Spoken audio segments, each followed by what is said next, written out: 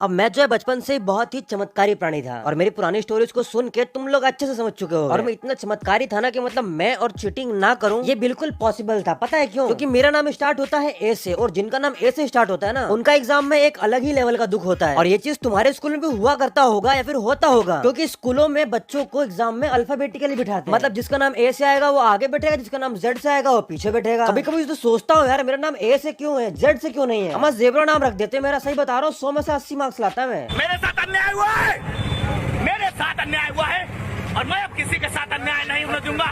अब देखो ये तो तय रहा कि अपना पत्ता यहाँ पे कट हो चुका है। हाँ, लेकिन अगर बोर्ड एग्जाम हो तो मैं कह सकता हूँ कि हाँ यहाँ चीटिंग पॉसिबल है। बोर्ड एग्जाम में थोड़ा अलग कुछ पैटर्न रहता है और उसमें मेरे चांसेस कभी कभी रहते हैं कि मैं थोड़ा आगे पीछे ऊपर नीचे कहीं अलग जगह बैठूंगा। और इस बात को सोच के थोड़ा सा मैं खुश रहता था अंदर ही अंदर के, देखो तसल्ली है मन को, कुछ तो होगा अच्छा यहाँ पे। और जो मेरी क्लास के बच्चे थे ना भगवान से प्रे करते थे कि भगवान मुझे 100 में से 100% चाहिए, भगवान मुझे टॉपर बना दे, भगवान जी बस कैसे भी करके एक बार पास करा दो, बदले में 5 किलो लड्डू चढ़ा के जाऊंगा। हाँ, जैसे भगवान ने तो लड्डू कभी देखे ही नहीं है। और मेरी क्लास के ऐसे बहुत सारे बालक थे जो भगवान से प्रे करते थे कि भगवान कुछ तो कर दे, कोई तो जादू कर दे, हमको पास करा दे। लेकिन देखो हाँ, मैं जानता था कि यहाँ भगवान कुछ नहीं करेंगे, हमें ही करना है जो करना है। भगवान सिर्फ ऊपर बैठ के तुमको फुल सपोर्ट दे सकते हैं, लेकिन बाकी लिखना और पढ़ना तुम्हारे हाथ में, क्योंकि लक फैक्टर है ऊपर वाले के हाथ में, लिखना पढ़ना नहीं है, वो सब तुमको ही करना पड़ेगा। और बस इसी बात को मोटिवेशन के रूप में लेते हुए भगवान से मैं सिर्फ एक ही चीज मांगता था, भगवान पास करने की गारंटी मत लो, बस एक काम कर दो, मेरे आगे कोई ढंग का बंदा बिठा दो और पीछे कोई ढंग की बंदी, बाकी मैं खुद संभाल लूंगा।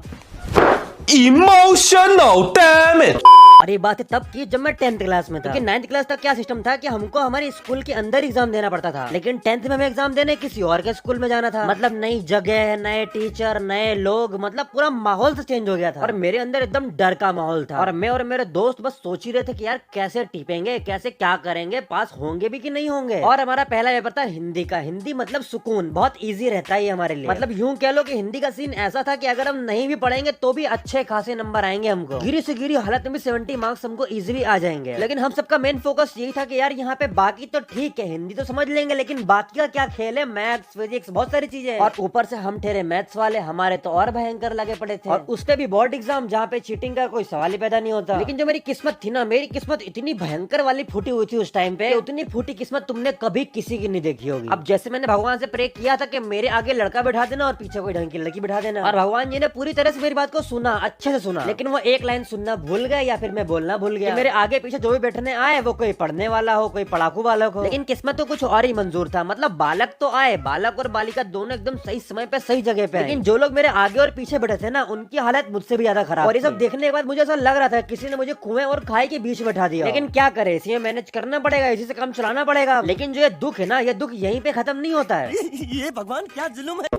और जो मेरे 10th की एग्जाम थे ना, उसमें जो टीचर था ना उससे मेरा पुराना हिसाब था। अब उसके लिए तुमको थोड़ा सा पास्ट में जाना पड़ेगा। तब के समय की बात है जब वाइवा चल रहा था हमारा, और जो टीचर हिंदी के पेपर के दिन हमारी क्लास में था ना, वही टीचर सेम हमारे वाइवा में आया हुआ था। और जो हमारा वाइवा वाला दिन था ना, उस दिन इतनी भयंकर कॉमेडी हुई थी, और उस कॉमेडी के बाद जो वो टीचर था ना वो हम पे एकदम खुन्नस खा के बैठा था कि इनसे बदला लेना है। और हम भी कुछ कम चमत्कारी नहीं था, हमने बहुत खतरनाक वाला काम किया था वाइवा के दिन। और एग्जाम के 1 महीने पहले वाइवा होता है हमारा, बहुत खतरनाक प्रोसेस है हमारे यहाँ। और जिस दिन हमारा वाइवा था ना उस दिन सुबह के 8 बजे हमको बुलाया गया था स्कूल में कि भाई तुमको सुबह 8 बजे यहाँ पे प्रेजेंट रहना है, और 8:30 बजे से तुम्हारा वाइवा स्टार्ट होगा। मतलब स्टार्टिंग में 30 बंदों का वाइवा होगा, फिर उसके बाद 30 अगले बंदों का वाइवा होगा। और देखो मेरी किस्मत अच्छी थी क्योंकि अगले जो 30 बंदे थे ना उनमें मेरा नाम आया था। और इसका मतलब ये नहीं कि मेरा नाम ए से स्टार्ट नहीं हो रहा था, भाई था तो मेरा 8:30 बजे, लेकिन मैं जो हूँ मैं स्कूल लेट गया था, मैं 11:30 बजे स्कूल पहुंचा था अपने कुछ पर्सनल कारणों की वजह से। और इसका मतलब साफ है कि मैं सो रहा था उस टाइम। जब मैं वाइवा देने गया तो मुझे मात्र 2 क्वेश्चंस के आंसर देने थे। मतलब वो लिखना होता है कुछ क्वेश्चंस का आंसर, मतलब एक बड़ी शीट होती है उसमें 5 क्वेश्चन लिखे होते हैं जिसमें से आपको 2 का आंसर देना पड़ता है, कोई भी 2 आप चूज कर लो। अब जो आंसर देने वाला काम था ना ये था लिखने का काम, और ये मैंने बहुत ही स्पीड से फुर्ती से जल्दी से कर दिया था। और अब बारी आती है ओरल टेस्ट की, जो मेरे लिए एक तरह से धर्म संकट है। हमारे सामने बैठा था ना टीचर, वो बहुत ही विचित्र प्राणी था। अब मान के चलो एक सवाल है कि भैया 2 और 2 कितने होते हैं। अब एक नॉर्मल शांत व्यक्ति इसका जवाब सिंपल देगा कि भैया 2 और 2 4 होते हैं, और पूछने वाला भी आसानी से पूछेगा बताओ 2 और 2 कितने होते हैं। लेकिन जो मेरा पूछने वाला था ना वो बहुत चमत्कारी था। अब आम इंसान 2 और 2 कितने होते हैं ये पूछता, लेकिन जो टीचर था ना वो पता है इसी सवाल को कैसे पूछता है, 2 + 2 4 की जगह पूछेगा 2 का स्क्वायर बताओ। और इससे तुम अंदाजा लगा सकते हो कितना खतरनाक प्राणी था हमारे सामने जो बैठा हुआ था। और जैसे उस प्राणी के सामने बैठा उसने बस वही हरकत करी, जिस सवाल को एकदम सीधी भाषा में पूछा जा सकता था उसको एकदम घुमा फिरा के पूरा जलेबी बना के पूछा गया। और जब वो जलेबी मेरे समझ में नहीं आई तो उसने उस जलेबी को पूरा पकड़ के सीधा कर दिया, और तब मेरे समझ में आ गया और मैंने जवाब दे दिया। पर जाते जाते पता है मैंने एक बहुत भयंकर वाला कमेंट कर दिया। पता है मैंने जाते हुए क्या बोला था? मैंने बोला था कि भाई इनके पास कोई काम धंधा नहीं है क्या, इनको घर नहीं जाना है क्या अपने? एक ही सवाल को घुमा फिरा के खींच तान के पूछे जा रहे हैं प्राणियों से। और जो टीचर था ना इसी बात को लेकर ऑफेंड हुआ बैठा था कि भाई इससे बदला लेना है, और एकदम घूर घूर के देख रहा था मुझको, कंफर्म कर रहा था कि हाँ ये वही था, उस दिन वाला लौंडा यही है वो। और ऊपर से मैंने प्रैक्टिकल वाले दिन टेस्ट ट्यूब तोड़ दी थी और साथ में स्क्रू गैस अपने घर ले गया था, और इस चीज का हिसाब तो बकायदा उसने कॉपी में लिख रखा होगा कि मिलेगा तो बदला लेना है इससे। और बस इसी वजह से हिंदी के पेपर के दिन वो प्राणी मेरे पास में खड़ा हुआ था, एकदम घूर रहा था मुझको, मेरे को सोच रहा था कुछ मेरे बारे में, ऐसा लग रहा था कि वो मुझसे कुछ कहना चाहता है लेकिन वो कह नहीं पा रहा है। बार बार मेरे पास आता था,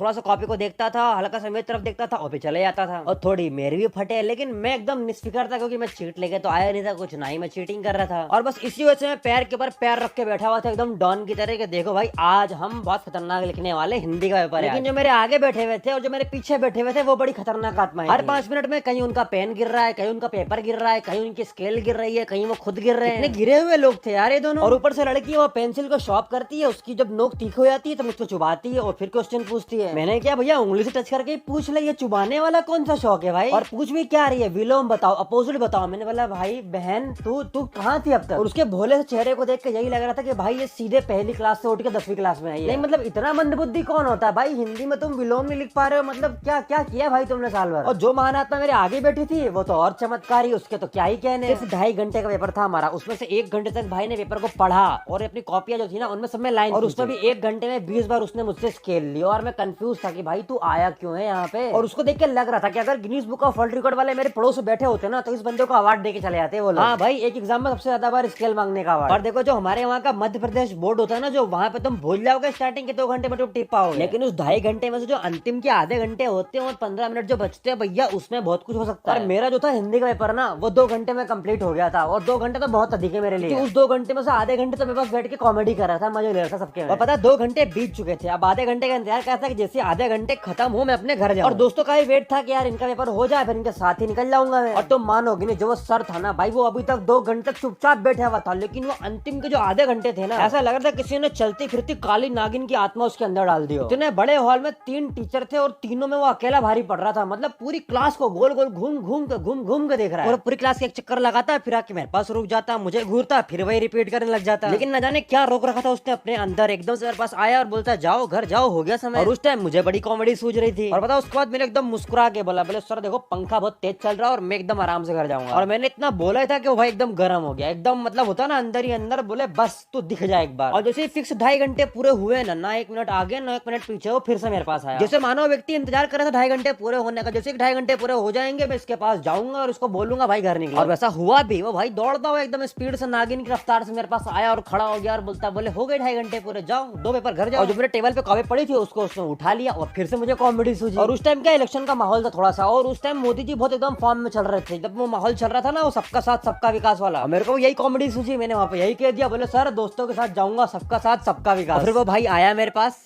प्यार से मुस्कुराया और मेरे कंधे पे हाथ रख के बोलता है भाई चले जा, हो गए 2.5 घंटे पूरे, क्यों पूरी क्लास को डिस्टर्ब कर रहा है। और फिर मैंने बोला सर जाता हूँ ना, थोड़ी देर वेट करो ना, बस 5-10 मिनट में इनका हो जाएगा फिर मैं निकल जाऊंगा। लेकिन वो भाई ने जाके पंखे ही बंद कर मारा। मैंने बोला भाई ये बड़ा अजीब आदमी था। अब फिर मैं समझ गया कि देखो भाई अब ये सीरियस हो चुका है, बहुत भयंकर सीरियस हुआ है मेरे ऊपर। अब ये कहीं अपने को पीट पाट ना दे, उससे पहले कल्टी भर लो, यहाँ से गायब हो जाओ, नहीं तो बहुत खतरनाक पिक्चर बन जाएगी अपनी यहाँ पे। लेकिन जो मेरे आगे लड़का बैठा था और पीछे लड़की थी ना, वो बार बार मुझे पेन चुबा रहे, कहीं पेंसिल चुबा रहे, कहीं स्केल चुबा रहे, बोले भाई बता हमको। और मैंने भी फ्रस्ट्रेट होकर एकदम सही सवालों के जवाब गलत बता दिया, मतलब यूं कह लो उल्टे का भी उल्टा, जो वो होते हैं ना शॉर्ट आंसर टाइप क्वेश्चन जिसको तुम अंग्रेजी में एमसीक्यू बोलते हो, उसके मैंने इतने भयंकर वाले आंसर्स दिए ना उनको कि अगर किसी टीचर ने वो पेपर पढ़ा होगा ना तो फाड़ दिया होगा। सही बता रहा हूँ। अभी कहानी बहुत लंबी है क्योंकि उसका और मेरा युद्ध पूरा 7 दिन चलता है। अब ये कहानी थी हमारे हिंदी वाले पेपर की, अब सोचो इसमें ये हाल है तो बाकी में क्या हाल हुआ होगा। और उस इकलौते प्राणी की वजह से जहाँ मुझे 80% आना चाहिए थे ना, वहाँ मुझे 69% आए 10th में, और तब से वो 69% आज तक मेरा पीछा नहीं छोड़ रहा है। वो 69 साला हर जगह आ जाता है, कहीं भी जाऊँ। और ये पूरी कहानी है ना 7 दिन के पूरे 7 पार्ट में बनाऊंगा मैं। तो पहला पार्ट अगर मजेदार लगा हो तो वीडियो को लाइक करना और नीचे एक लाल बटन दिखेगा सब्सक्राइब करने का, सब्सक्राइब कर देना। और जो लोग अधिक दयालु है मुझे इंस्टाग्राम पे फॉलो कर सकते हैं, बहुत मजा आएगा। आपके सामने एक बड़ा सा रेड बटन है,